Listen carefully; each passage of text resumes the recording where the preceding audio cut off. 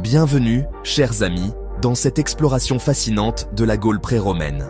Une terre de légendes, de mystères et de courage, qui a façonné l'identité de la France d'aujourd'hui. Aujourd'hui, nous allons lever le voile sur 9 faits mystérieux et peu connus de cette période intrigante de notre histoire. Des druides aux Oppidas, en passant par les trésors cachés et les alliances fragiles, préparez-vous à un voyage captivant au cœur de la Gaule d'antan. Ah, les druides, ces personnages énigmatiques, gardiens des traditions ancestrales et détenteurs d'un savoir mystérieux. Imaginez ces hommes, vêtus de longues robes blanches, se réunissant dans la profondeur des forêts, sous la voûte sacrée des arbres centenaires. Leurs rituels, souvent entourés de mystères, alimentaient les imaginations et suscitaient la crainte. On dit qu'ils étaient capables de prédire l'avenir, de guérir les malades et même de commander aux éléments. Leurs cérémonies, baignées dans la fumée des feux sacrés et les chants mystiques, rythmaient la vie spirituelle des Gaulois. Malheureusement, les druides ne nous ont laissé aucun écrit. Leur savoir, transmis oralement de génération en génération, s'est en grande partie perdu dans les méandres du temps. Mais certains sites, comme celui de Stonehenge, témoignent encore aujourd'hui de leur connaissance approfondie de l'astronomie et de la nature.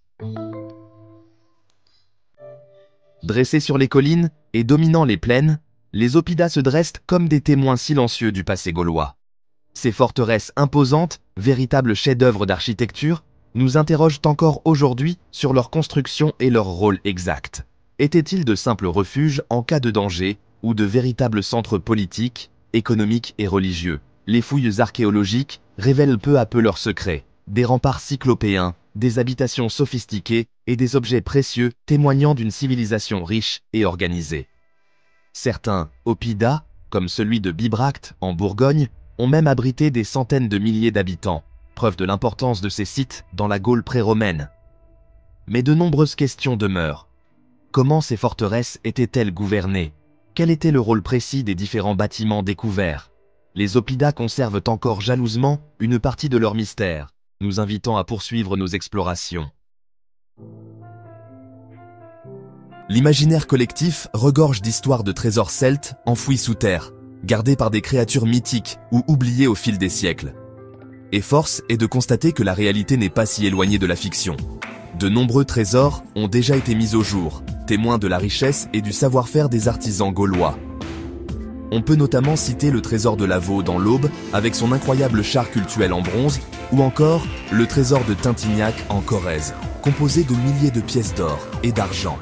Ces découvertes exceptionnelles nous permettent de mieux comprendre les rites, les croyances et les pratiques artistiques des Celtes. Mais selon les estimations, des milliers, voire des dizaines de milliers de trésors seraient encore enfouis dans le sol de France. Alors, ouvrez l'œil lors de vos promenades en forêt ou dans les campagnes, car vous pourriez bien tomber nez à nez avec un vestige du passé celte. La Gaule pré-romaine n'était pas une entité unie, loin de là. Elle était composée d'une multitude de tribus, chacune ayant ses propres coutumes, ses propres lois et ses propres ambitions. Des alliances se nouaient, se défaisaient et se reformaient au gré des intérêts et des rivalités, dans un jeu politique complexe et souvent impitoyable. Certaines alliances étaient scellées par des mariages diplomatiques, d'autres par des serments sacrés, prononcés devant les dieux et devant les hommes. Mais la trahison n'était jamais bien loin. Des tribus alliées de toujours pouvaient devenir ennemies du jour au lendemain, poussées par la soif de pouvoir, la recherche de nouveaux territoires ou la vengeance. Ces jeux d'alliance et de trahison ont joué un rôle crucial dans l'histoire de la Gaule, jusqu'à la conquête romaine, où certaines tribus choisirent de s'allier à César, tandis que d'autres lui résistèrent farouchement. Les héros gaulois, leurs noms résonnent encore dans nos mémoires, portés par des récits épiques et des légendes intemporelles. Qui n'a jamais entendu parler de la bravoure de Vercingétorix, unissant les tribus gauloises pour résister à l'invasion des légions romaines? Son nom est devenu le symbole de la résistance gauloise, un symbole de courage et de liberté. Mais Vercingétorix n'est que la partie émergée de l'iceberg. D'autres héros, moins connus mais tout aussi fascinants, peuplent le panthéon gaulois.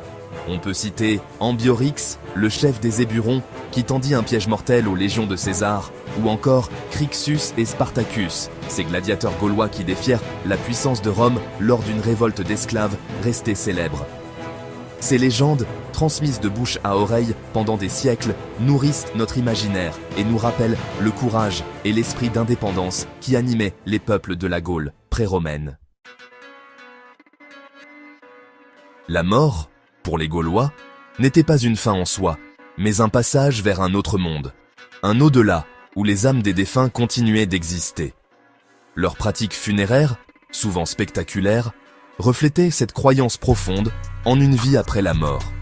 Les fouilles archéologiques ont mis au jour des tombes remplies d'objets précieux, armes, bijoux, nourriture, comme si l'on voulait assurer aux défunts un voyage confortable et prospère dans l'autre monde. Certaines sépultures, comme les tumulus princiers, étaient monumentales, témoignant de l'importance accordée au culte des ancêtres. On y a retrouvé parfois des chars funéraires, des chevaux sacrifiés et même des serviteurs enterrés aux côtés de leurs maîtres. Ces pratiques nous permettent de mieux comprendre la vision du monde des Gaulois, leur rapport à la mort et leur croyance en une vie après la mort. Loin d'être isolés, les Gaulois étaient en contact avec de nombreuses civilisations de la Méditerranée aux confins de l'Europe centrale. Des routes commerciales sillonnèrent le continent, transportant des marchandises précieuses, des idées nouvelles et des influences culturelles.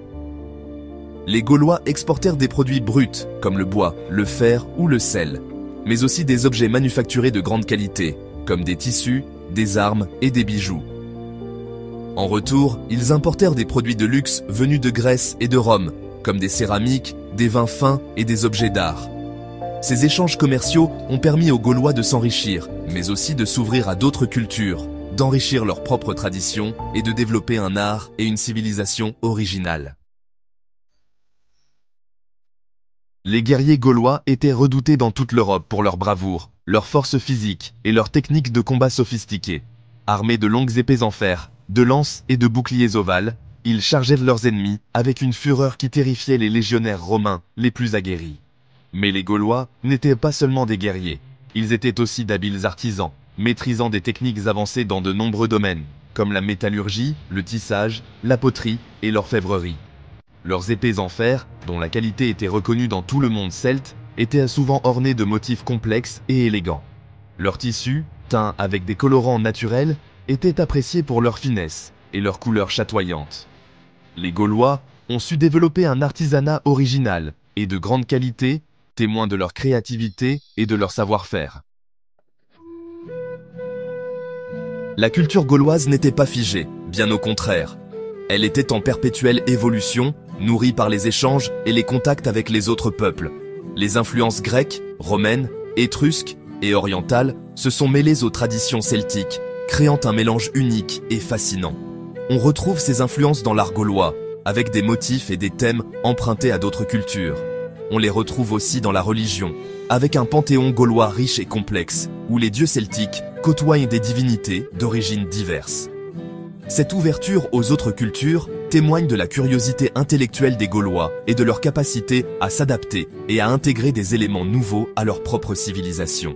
La Gaule pré-romaine apparaît ainsi comme un creuset culturel où se sont rencontrées et mêlées des influences multiples, façonnant une civilisation riche et originale. Merci d'avoir exploré avec moi les mystères de la Gaule pré-romaine. J'espère que ce voyage au cœur de notre histoire vous a passionné autant que moi. N'oubliez pas que l'histoire est un éternel recommencement, une source inépuisable de découvertes et d'émerveillements. Alors, continuez à explorer, à vous questionner et à laisser votre curiosité vous guider.